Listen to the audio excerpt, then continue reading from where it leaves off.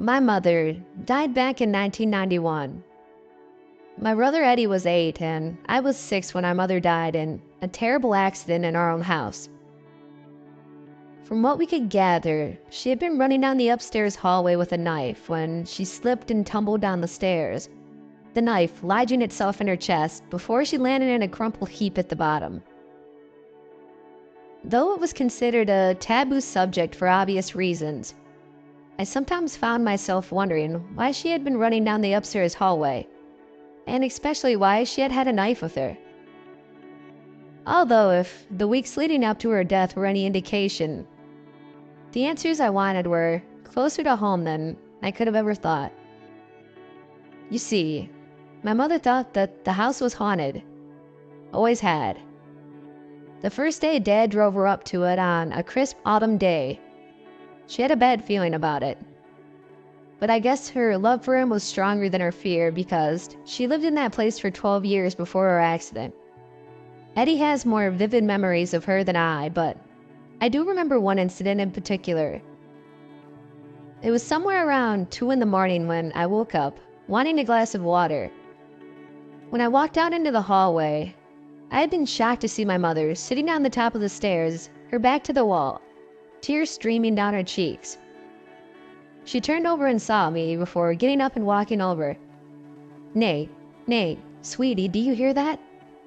I remember her asking, looking around the dark hallway as she did. "Who, Mommy?" I asked tiredly, really just wanting to get the water and get back to bed. That voice coming from the wall," she whispered, then going silent as if to emphasize her point. I, of course, could hear nothing, but to just get the whole ordeal over with, I said that I did. Her demeanor seemed to grow in both excitement and fear at my words. "Go back to bed, sweetie. I'll see you in the morning." I started to protest, but she gave me a quick kiss on the cheek and scooted me back to my room. When I got up the next morning and made my way downstairs, I saw that there was a rough hole in the wall near the top of the stairs. When I got home from school that day, there was a picture of my father hanging in that same place. I told Eddie about the incident, but he didn't seem to believe me. My mother's paranoia grew over the next few weeks. Nighttime walks through the house became an everyday occurrence. More and more pictures were being hung on the walls, and she never slept more than 3 hours at a time. I remember the night before she died vividly. I was half asleep in my bed when I heard the sound of breaking glass followed by a loud scream coming from downstairs. I quickly jumped out of the bed and made my way downstairs, only to find my mother swinging a knife wildly in the air, occasionally stabbing into the wall. "Get out!" she was screaming as the strokes became more frantic. "Get out of my house!" I started to walk towards her, but I was thrown to the side by my father, who almost tackled her and wrestled the knife out of her hand. She was sobbing on the floor, yelling about something that had come out of the wall. Looking up, I saw a huge hole in the plaster, about the size of a basketball, surrounded by the crisscross slashes of the knife. My father managed to calmly walk her back upstairs into her bed, where she eventually fell asleep. The next day, before leaving for work and taking Eddie and I to school, he told her to stay in bed with a hot water bottle on her head. She reluctantly agreed and we left. She was dead by that afternoon when we all returned home. Despite the terrible accident that had occurred there, my father remained in the house until his death about 6 months ago from an illness. Even though he stopped living there about a year before he died, he continued to claim ownership. I couldn't blame him. It was a beautiful thing. 2 stories of red brick with a gabled roof and warm lighted windows in almost every room. It was in a prime location too, just about 10 minutes from down by the way of a road that led through a beautiful forest. It sat on a sort of a hill, allowing the forest to slope down in front of it before breaking off into town. The view of the sunrise was absolutely breathtaking from the living room window. If one were to sell it now, you could easily get $800,000 for it. I was surprised when my father's will left the place to me. It had been Eddie who stayed in the house, taking care of him as his health deteriorated. Eddie wasn't too happy about it either, and I could tell. I didn't know if I even wanted it, to be honest. I had a bad memory of the place, forever staining it in my mind, but I couldn't just sell it or give it to Eddie. It had been my father's house for almost 40 years, and letting such an integral piece of family history go seemed wrong on some level. So I moved in. Dad had left most of the furniture intact, so all I needed were my clothes, a few extra pieces, and some stuff of my own. As I walked into the front hall the first day, I found my eyes drawn to the bottom of the stairs. The wood had been replaced on the last few steps. A large painting of a mist-covered mountain hung on the wall where I knew the largest hole had been. I spent most of the rest of the day unpacking and getting myself mentally prepared to live there. I'd already done the hard things like moving the non-essential items into a storage unit and giving house keys to family members and a few selected friends. I strolled through the rooms as the sun sank low in the sky, going back through old memories of my 18 years spent living there. Those pictures that Mom had hung up still silently watched as I walked past. After a quick dinner, I made my way upstairs to my old bedroom, which had been converted into a guest room, and I slept there until I could make it my own. Something woke me up in the middle of the night. My eyes just seemed to snap open and the sound floated in from the crack in the door. It was low and barely audible. It was a soft mumbling sound. My eyes grew wide and I found myself drawn back to that night 26 years before when I saw my mother at the top of the stairs. The mumbling seemed to grow in volume, although what it was saying didn't get any clearer. As I sat up in bed, it reached a new intensity, until it seemed to be rattling my bones. It sounded like something screaming through a gag. I got up as quickly as I could and flung open the door to the hallway. As soon as it had started, it silenced like someone had flicked a switch. There was nothing there but darkness and gloom. I ended up passing the whole incident off as a bad dream. I had been alone in the house, and I was sure of that. I had checked every door to make sure it was locked before going to bed that night. I had Eddie over for dinner a few nights later. We spent most of the time reminiscing about Mom and Dad and how little the house had changed over the years. "Are you happy here, man?" he asked as he cut into a steak. "Yeah, I guess so. I mean, it's kind of lonely up here, but I can see why Dad never left it until he had to. It's a beautiful place, isn't it? There's so many memories here. Good and..." He trailed off as he looked over his shoulder, through the living room and towards the staircase. "Bad," he concluded somberly before taking another bite. As I was washing the dishes, he excluded himself to use the bathroom. I told him the toilet was clogged in the downstairs one, and I told him to go upstairs. Just as I was finished drying, he came back, looking a little shaken. "You didn't tell me you had a friend over, man." I froze, almost dropping the dish in my hands. "Huh?"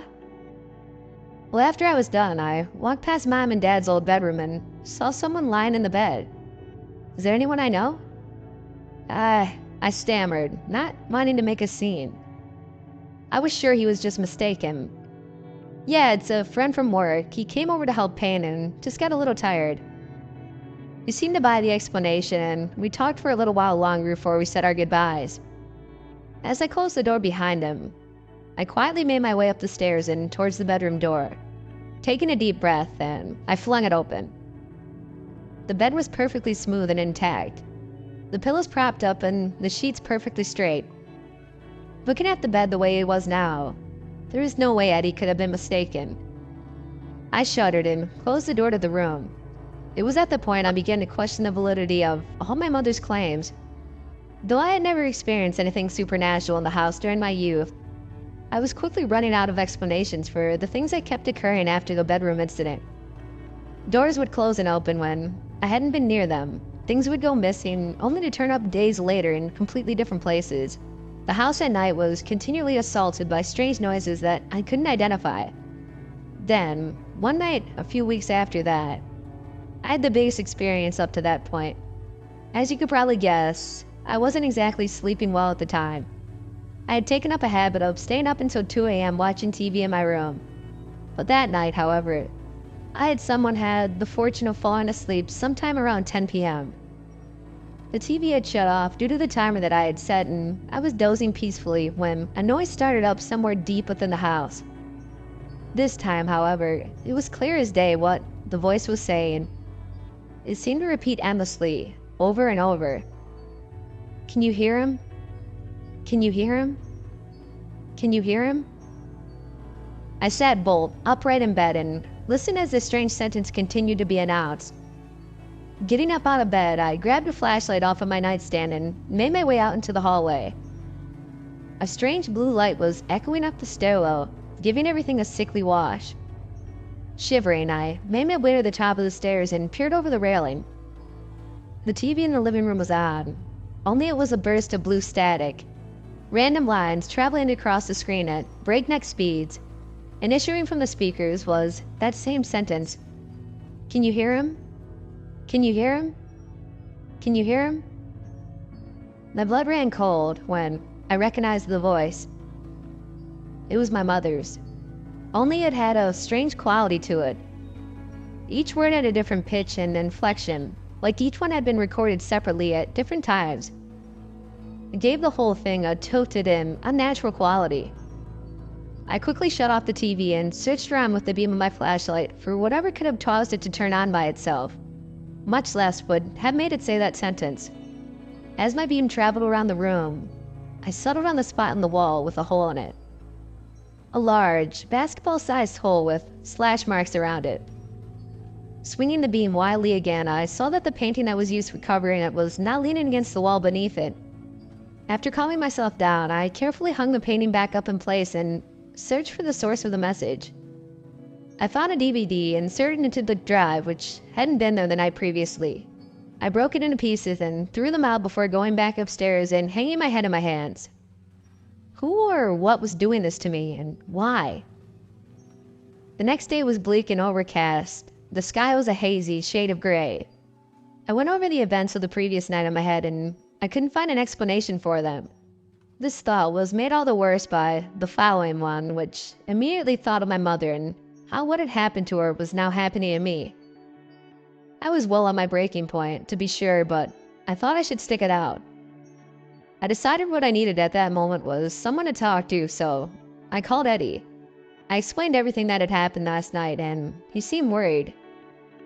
And you have no idea who's doing these things. Surely you're not sane. But I cut him off, saying I didn't want to even entertain the idea. We talked for a while longer before I hung up. I spent the rest of the day mostly moping around the house, watching TV and not doing much else. Every sound the house made, every skitter, every settle, made me jump. I don't know what time I fell asleep on the couch in the living room, but when I did, it was deep and I didn't dream. The creaking of the stairs woke me up. My eyes shot open, but I could see nothing but pitch darkness. I strained my ears to listen and instantly regretted it when the sound continued. For the next 2 minutes, I stood perfectly still as I heard the creak of the stairs, followed by a thumping noise as if something was being dragged up. Then, just as suddenly as they started, they stopped. I waited in the dark for minutes, trying to figure out what was going on. All that was shattered by a loud crashing noise. I sat upright and fumbled for my phone, pulling up the flashlight app and pointing the beam down at the ground. The picture of my father that I had hung up where the hole had appeared was lying in a broken heap on the living room carpet. I knew the only place it could have come from was the landing above. Although I didn't want to, I did. I slowly tracked the light up until it was shining straight on it. It was hanging halfway over the railing, arms dangling down, limp and motionless. It wore all black, which seemed to suck the beam in until I could see very little of it. Before I could even blink, its head snapped, revealing a gaunt, white face with black pits for eyes. That was all it took. I jumped off the couch and raced into the kitchen, knocking things over as I searched for my car keys. Above me, I could hear the creaks of the stairs again. I finally found them next to the sink and raced out the garage door, jumping into my car and gunning it backwards, waiting just enough time for the door to go up. As I shot down the driveway and turned around, I looked back to see the house, near the dark, the face staring at me from the living room window. As I sped down the forest road, I nearly sideswiped a red car that was parked about a foot off the path.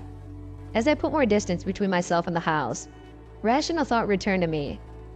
I remember the events of the past few weeks and found myself pulling the car to a stop. Eddie had claimed that he saw someone laying in the bed, but when I checked, it showed no signs of being slept in. The DVD in the player was just one you could buy in any store. It was not something I could just play my mother's voice without any programming. He had access to our old home movies and could have easily edited the footage together.